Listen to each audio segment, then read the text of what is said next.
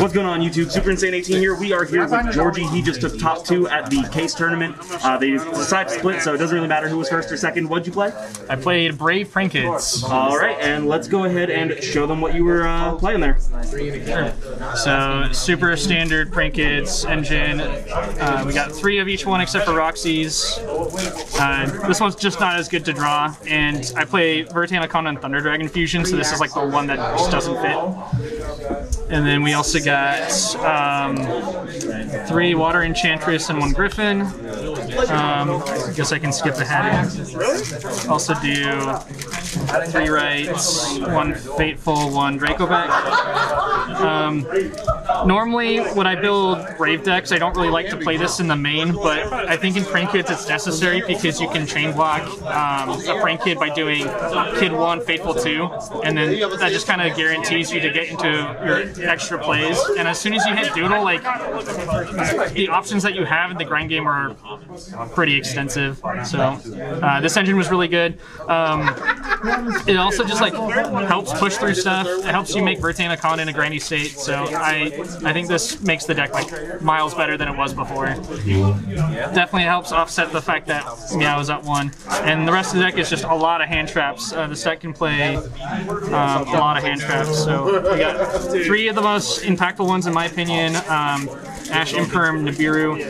Everyone's going like crazy base decks, so a lot of people don't really like Nibiru, but I feel like if you have this with another hand trap, you can stop most decks. And even if they have Griffin on the field, if you're playing against like a Brave deck, like Nib plus Imperm can really stop you, stop what they're doing. And then I feel like Ash is really good because you get to stop Water Enchantress from searching right. Bell's kind of the same reason. Ogre's also against the Brave token stuff. So like I was just expecting a lot of Brave token stuff today. So this stuff is like anti-Brave stuff. And then I also played 2 Valor. I think this is also good for the decks that are playing like the Brave token stuff, and then like if they push through your Nibiru, they often always make Verte, and so I think playing Imperm and Valor is really good to stop them too. Up until the day of the format, or up until the day of the tournament, I was playing 3 Forbidden Droplet and 3 Cosmic Cyclone. But I felt like with the base deck getting more popularity, I didn't think that Cosmic was going to be super good. It was good against like Phantom Knight doing like DPE size stuff, but I really wanted more hand traps to stop that deck. And I felt like Bell was really good at stopping DPE, which this deck kind of struggles with. But it also has the side effect of like hitting Water Enchantress, because then that can actually search right from Grave. So I felt pretty confident with this hand trap lineup. Yeah, I mean, it's a lot of hand traps. Yeah. And then I played a very slim Prank Kid spell package. I played 2 Pandemonium, 1 Place, and 1 Pranks. I know a lot of people have been playing 3 Place. I felt like as long as you got to either the Brave engine or like your PK engine, like it's fine. Going second, like this can chain block, but a lot of times it will eat like a DPE, or it's also just like not a printed like physical body, which you would prefer to see off of like Pandemonium. But Pandemonium's not needed at 3 either because of the way that the deck operates with the Brave engine. Like you don't really need the extra extender, because I know like some people are playing Poly or extra things. This is like very conservative, like mostly emphasis on the hand traps. And then the final 3 cards are Instant Fusion, which is like the best extender, Thunder Dragon Fusion because I play Verte, and 1 Call by the Druid. Alright, is that 40 in the main? It is 41 cards. 41? Yeah. Alright. I mean, the only thing that looked a little weird to me was the 1 Place. I mean, I watched your finals and you were like 6 turns in before you even saw a kid. Would you change that? Or? No, I wouldn't. That was like the only game where it actually came up, and like honestly, like it still would have been better to have a physical name where I had, if Sean ended up sticking like a Borload Savage and I had Place instead of like a kid, he would just negate the Place and I would still be in the same place that I was. Like sometimes in top decking situation you would rather have like the name directly as opposed to having the spell that can be negated. Also, one thing with Place that I forgot to mention is like this deck doesn't really lose heavily to Droll, but it can in certain situations like have it be awkward, or if you have like Water Enchantress and Place, you can get like randomly drolled. It's another reason why I play Roxy's at 1 is because like Roxy's plays into droll too. So I thought the deck worked really well. I was really happy with it. So, all right, let's take a look at your extra then. Sounds good. For the fusions, I played 2 Battle Butler, 1 Weather Watcher, 1 Rocket Ride. I know. So when I played this deck with Meow at 3, I played 1 Butler.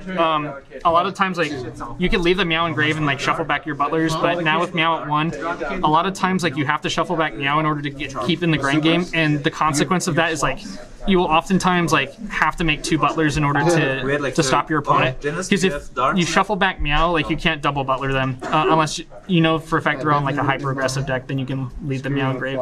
So 2 butlers like came up a lot. Also because I play Verte, you can like use the first butler and then Verte for the second one. So there's that. And then rest in peace, the second and third Meows. I played 3 Doodle and 1 Bow Wow. I know some people have been doing like 2 and 2 and doing like the standard combo with like after you make pranks you make a dog and then you make a second dog. But I think in the grind game it's like actually kind of important to make Doodle. You specifically need Doodle in order to add back resources to keep grinding. And then 1 Roaster. This card didn't come up today, but in case I was playing against like Eldritch, if you open any 2 kids, you can make Roaster and Feather Duster them. That's it for the Trinket names. And then for the actual links, we got Link Spider, so you can go into Verte. Unicorn Axe Code, this is kind of like your finisher package. And then if you open a specific hand, you can make Toad, or if your hand traps or your Brave Engine stops them, you can make Toad on the following turn to kind of protect your board.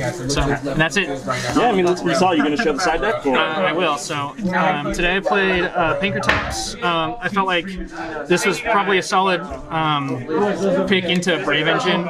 Griffin has to shuffle itself back in order to negate, so if you stick Pinkertops, you can do like your entire turn like uninterrupted, and then if they Griffin, you can just chain up pop the Griffin. And it's good for like baiting random negates. Droll and Lockbird. I wasn't like super confident about playing this in the main, but I do think it's like really solid against all Brave decks. Even against Prank Kids, like this can like randomly be good. And then I was really scared about Phantom Knight because if they Scythe Lock you, it's like really hard to play. You can technically like Pandemonium on their turn and play, but it's really hard to get to Pandemonium in the first place if you can't get into Doodle. So I was using this as kind of like a D barrier against Phantom Knight. And then 2 Token Collector. This is like kind of good versus Brave stuff. It's just important for them to like get a Griffin negate before they summon a Rox Rose and make Baron. So it's like good to just like prevent the Griffin from coming out and having like a substantial negate.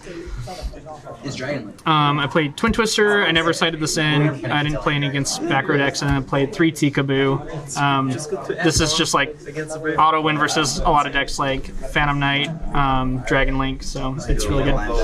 All right, I mean, looks pretty solid. You top 2'd, so clearly did something right. You said you wanted to do shout-outs at the end? Yes, big shout-out to my team, Treasure Box Gaming. Be sure to check us out on Facebook, Treasure Box Gaming. My Twitch channel that I stream on, Dueling Book. You can watch me test decks for various events. So that's also at Treasure Box Gaming.